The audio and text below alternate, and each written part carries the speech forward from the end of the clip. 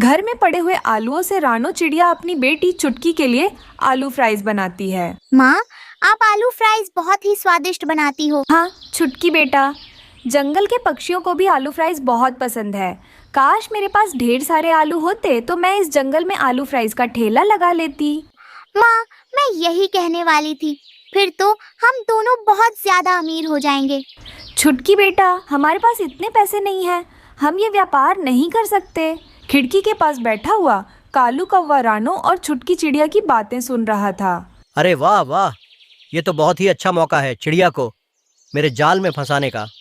दूसरे दिन कालू कौवा ढेर सारे आलूओं के बोरी एक बैलगाड़ी में रखकर चिड़िया के घर के पास रख देता है और वहां से चला जाता है। अरे ये क्या, ये किसकी बैलगाड़ी है? ये किसने यहाँ छोड़ दिया? माँ, शायद कोई पक्षी भूल गया होगा।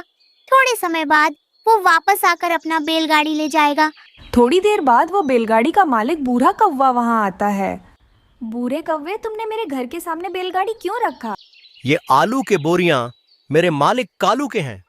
वो आज बहुत ज्यादा उदास है, इसलिए उन्होंने कहा आलूओं को नदी में फेंक देना। क्या अब तुम इतने सारे आलूओं को नदी में फेंक दोगे? हाँ, अब मालिक ने कहा है तो मुझे ऐसा ही करना पड़ेगा। बूढ़े इन आलूओं को मुझे दे दो, मैं जंगल में आलू फ्राइज का ठेला लगा लूंगी। हाँ ये ठीक है, तुम ऐसा ही करना। फिर बुरा कौवा सारे आलू के बोरियों को रानो को दे देता है और बैलगाड़ी लेकर वहाँ से चला जाता है। चिड़िया कह रही थी कि वो उन आलूओं से जंगल में आलू फ्राइज बनाकर बेचेगी। अरे वाह, मैं भी तो यही चाहता हूँ। जब चिड़िया अच्छे से कमाने लगेगी, मैं चिड़िया के पास जाकर उसका ठेला ले लूंगा। दूसरी तरफ चिड़िया ढेर सारे आलूओं को देखकर काफी ज्यादा खुश हो रही थी। माँ, इन आलूओं से आलू फ्राइज बनाकर जंगल के पक्षियों को बेचकर बहुत अमीर बन जाएंगे।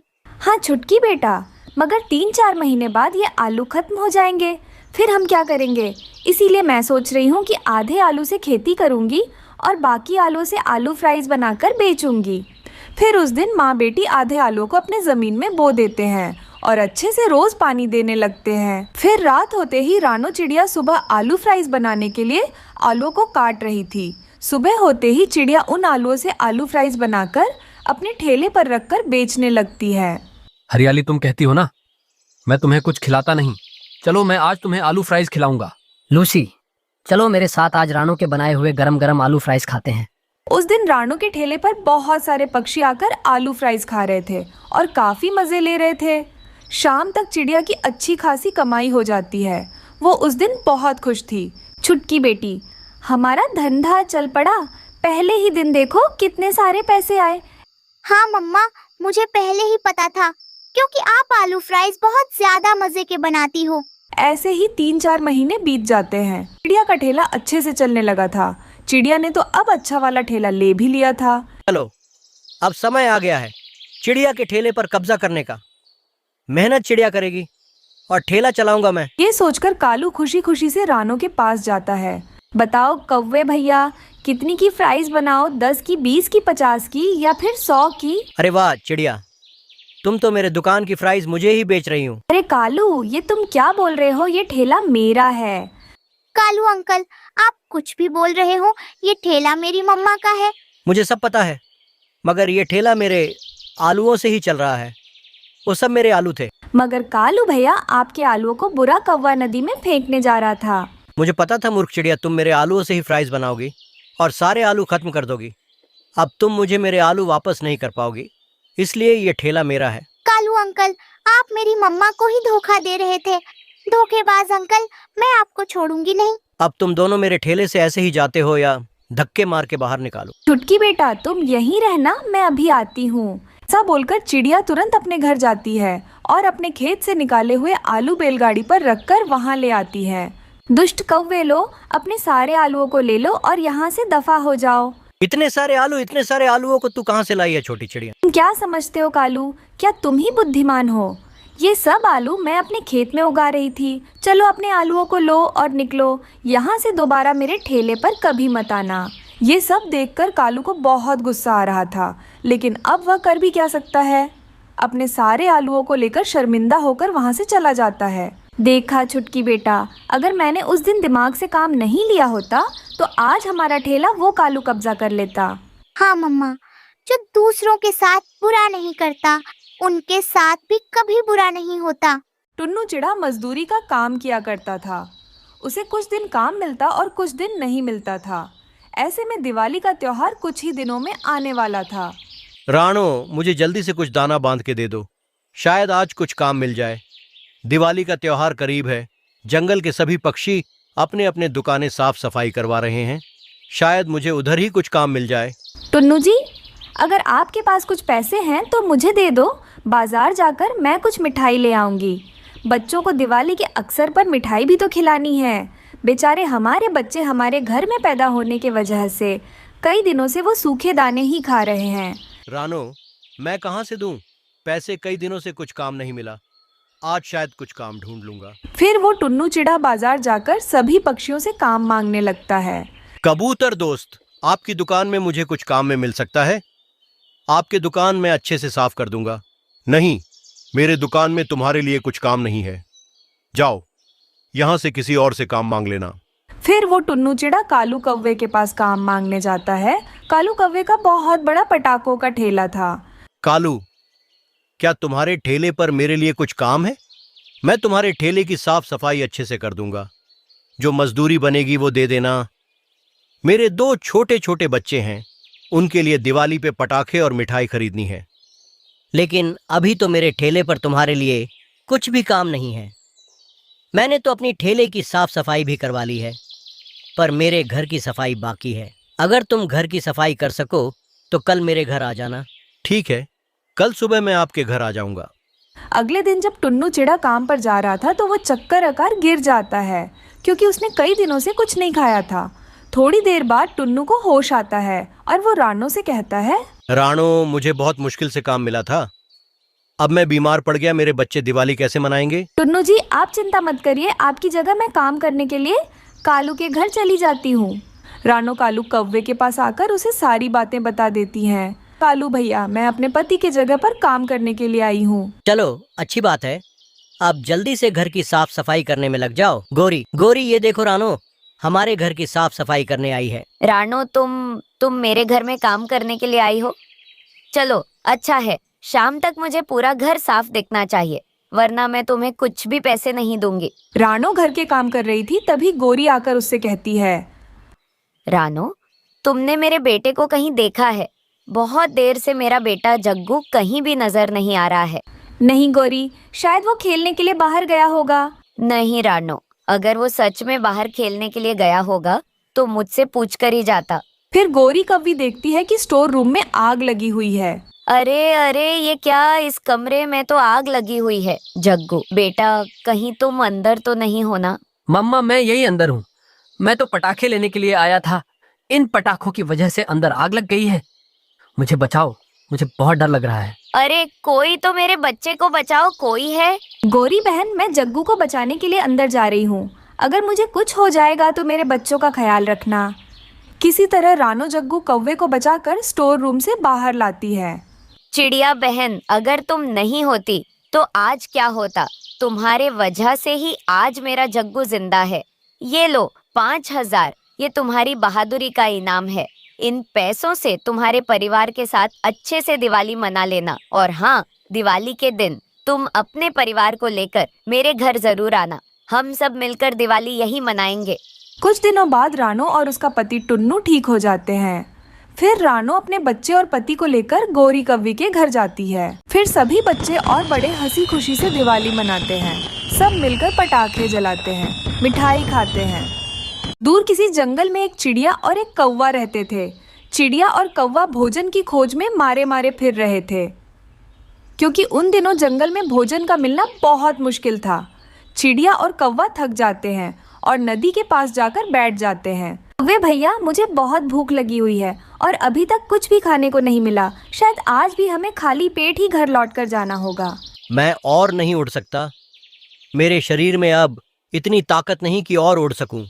मैं तो इस नदी से पानी पीकर वापस जा रहा हूँ। चिड़िया और कौवे की बातें पास वाला नारियल का पेड़ सुन रहा था। वो एक जादुई नारियल का पेड़ था। वो पेड़ चिड़िया और कौवे से कहता है, कौवे और चिड़िया, मैं तुम दोनों को एक एक नारियल देता हूँ, मगर याद रखना, तुम्हें ये नारियल किसी दूसरे भूखे पक्षी को देना होगा। पेड़ जी, मगर हम भी तो भूखे हैं। हम भी भूख से मर रहे हैं। आप हमें नारियल दें ताकि पहले हम अपनी भूख मिटा सके। पहले दूसरों की भूख मिटाओ और फिर बाद में तुम्हें तुम्हारी नेकी का बदला मिलेगा। फिर वो जादुई नारियल का पेड़ चिड़िया और कौवे को एक एक नारियल दे देता है। चिड़िया और कौवा अपना अपना नारियल लेकर अपने अपने घरों को उड़ते हैं। अपने घर के बाहर बीमार बूढ़ी कौवी बैठी हुई थी। कौवे बेटा, मैं बीमार हूँ और भोजन लेने नहीं जा सकती, इसलिए तुम अपना यह नारियल मुझे दे दो। कौवा सोच में पड़ जाता है। अगर ये नारियल मैंने इसे दे दिया तो मैं क्या खाऊंगा? मैं कोई बहाना बना देता हूँ। ये सोचकर कौवा बूढ़ी कौवी से कहता है, बूढ़ी माँ जी, मैं मेरे पड़ोस में एक बीमार तोता रहता है। मैं ये नारियल का फल उसके लिए लेकर जा रहा हूँ। माफ करना, मैं ये तुम्हें नहीं दे सकता। ऐसे कहते हुए कौवा आगे बढ़ जाता है और घने पेड़ के नीचे बैठकर पत्थर पर मारकर वो नारियल तोड़ता है और खाने लगता है। कौवा वो नारियल खा लेता है। चिड़िया भी अपना नारियल लेकर जा रही थी। वो सोच रही थी कि वो यह नारियल किसे दे। तभी वही बूढ़ी कौवी चिड़िया से वो नारियल मांग लेती है। चिड़िया बेटी, मैं भूखी हूँ, तुम ये अपना नारियल मुझे दे दो। माँ जी, धन्यवाद मेरी मुश्किल आसान करने के लिए, क्योंकि मैं ये नारियल किसी गरीब पक्षी को ही देना चाहती थी। चिड़िया बूढ़ी कौवी को वो नारियल दे देती है और वहाँ से चली जाती है। दूसरे दिन कौवा और चिड़िया दोनों फिर से उस जादुई नारियल के पेड़ के पास पहुँच जाते हैं। कौवे, क्या तुमने वो नारियल किसी गरीब को दे दिया था? कौवा झूठ बोलता है। हाँ हाँ पेड़ जी, मैंने वो नारियल एक भूखे तोते को दे दिया था जो उड़ नहीं सकता था। पेड़ जी, मैंने वो नारियल एक बूढ़ी कौवी को देकर उसकी भूख मिटाई। वो बूढ़ी थी, उड़ नहीं सकती थी, इसलिए मैंने उसकी मदद की। तुम दोनों ने जो जो किया ठीक किया। फिर वो जादुई नारियल का पेड़ दोनों को एक एक नारियल और दे देता है। चिड़िया और कौवा खुश हो जाते हैं। पेड़ जी, धन्यवाद, मुझे बहुत भूख लगी हुई है। आज तो ये नारियल खाकर मेरी भूख मिट जाएगी। मैं भी बहुत भूखा हूँ। नहीं, ये फल तुम्हारे लिए नहीं है। आज फिर तुम्हारी परीक्षा है। तुम दोनों जाओ और जंगल में देखो, जो पक्षी तुम्हें सबसे पहले दिखाई दे, तुम दोनों अपना यह फल उसे दे देना। पेड़ की बात मानकर कौवा और चिड़िया फिर से जंगल की तरफ निकल जाते हैं। सामने कबूतर बैठा हुआ था, जिसे देखकर कौवा अपना मुंह दूसरी तरफ कर लेता है। अगर मैंने इसे देख लिया तो ये फल इसे देना पड़ेगा, मगर मैं ये फल खुद खाऊंगा। कौवा झरने के पास जाकर बैठ जाता है और मजे मजे से वो नारियल का फल खा लेता है। मगर चिड़िया जानती थी कि अगर उसने वो फल खाया तो उसे झूठ बोलना पड़ेगा, इसलिए चिड़िया वो फल अपने पड़ोसी कबूतर को दे देती है। कबूतर भैया, ये फल आपके लिए लाई हूँ मैं। मगर चिड़िया, इस मौसम में तुम्हें ये फल कहाँ से मिल गया? कबूतर भैया, ये मेरी एक परीक्षा है। ऐसे कहते हुए चिड़िया अपने घर चली जाती है। आज फिर से चिड़िया भूखी थी, वो भूखी सो जाती है। अगले दिन जब चिड़िया नारियल के पेड़ के पास जाती है तो वो पेड़ चिड़िया से कहता है, चिड़िया, तुम ईमानदार और बहुत अच्छी चिड़िया हो। तुम मेरी परीक्षा में पूरी उतरी हो। इस नदी के पार जाओ और सामने आने वाले बाग के सारे फल तुम्हारे हैं।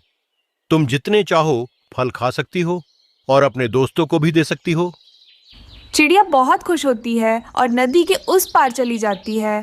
थोड़ी देर बाद कौवा भी वहां आ जाता है। पेड़ जी, मैंने वो नारियल एक बुलबुल को दे दिया था। आज मैं बहुत भूखा हूँ। आज मुझे 2 नारियल के फल देना, ताकि एक मैं खाऊं और एक गरीब को दे सकूं। कौवे, तुम झूठे हो और तुम मेरी परीक्षा में हार गए हो। तुम यहाँ से भाग जाओ, तुम्हारे लिए मेरे पास और कुछ नहीं है।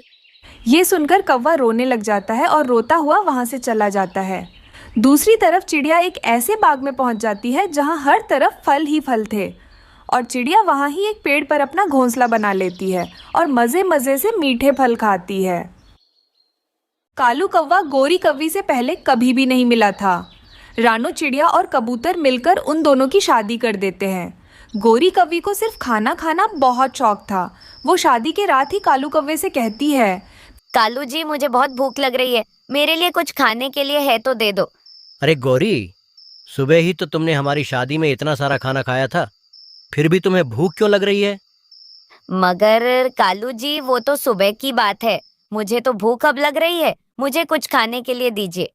अच्छा गौरी, घर में कुछ सूखे दाने पड़े हैं। फिर गोरी कौवी उन सूखे दानों को खा लेती है और कालू से कहती है, इतने कम दानों से क्या होगा?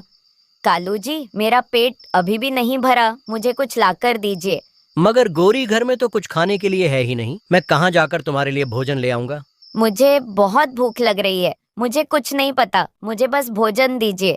अच्छा गोरी ठीक है, तुम रो मत, मैं चिड़िया से कुछ मीठे फल मांग कर ले आता हूँ। फिर कालू कौवा रानो चिड़िया के पास जाकर उससे भोजन मांगने लगता है। क्या बात है कालू भैया, आप इतनी रात को इस समय यहाँ क्या कर रहे हो? राणो, अगर तुम्हारे घर में कुछ मीठे फल है तो मुझे दे दो।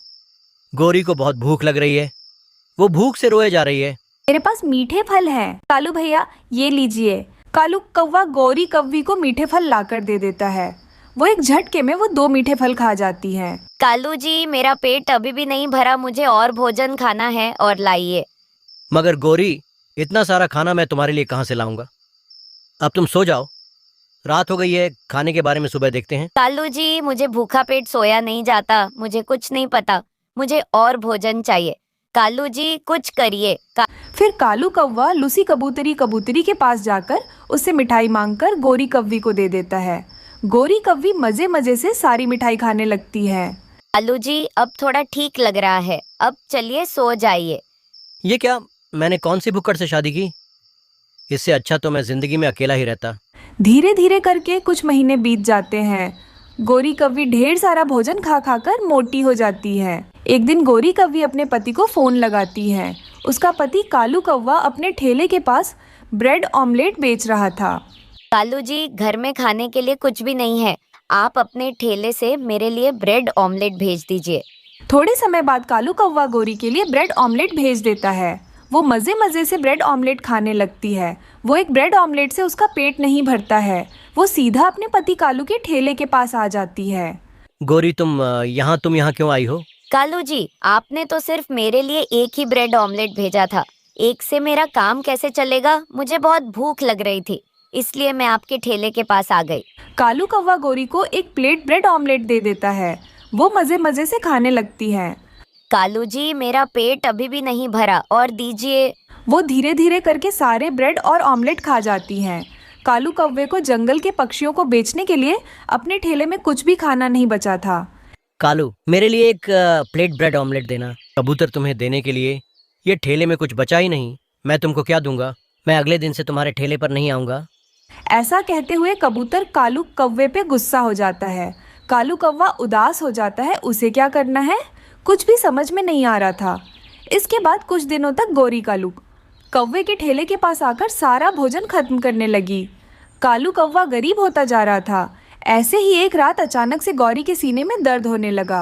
आह कालू जी, आह, मेरे सीने में बहुत दर्द हो रहा है, कुछ कीजिए कालू जी, वरना मैं मर जाऊंगी। कालू जल्दी से गोरी को हॉस्पिटल ले आता है। वहाँ बुलबुल डॉक्टर गौरी से कहती हैं, गौरी बहन, आपको छोटा मोटा हार्ट अटैक हुआ है।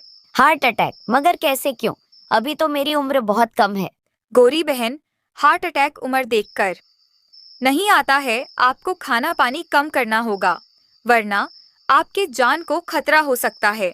मैं इतनी जल्दी मरना नहीं चाहती हूँ, मैं कुछ भी करूँगी। गौरी बहन, आपको बहुत ज्यादा काम करना पड़ेगा और खाना कम खाना पड़ेगा। गोरी कव्वी डर जाती है। उसके बाद से वो पूरी तरह बदल गई। उसने बहुत खाना खाना कम कर दिया और मोटापा कम करने के लिए अपने पति कालू कौवे के ठेले में काम करने लगी। धीरे धीरे भुक्खड़ बीवी पतली हो जाती है। फिर कालू और गोरी खुशी खुशी से अपनी जिंदगी गुजारने लगते हैं।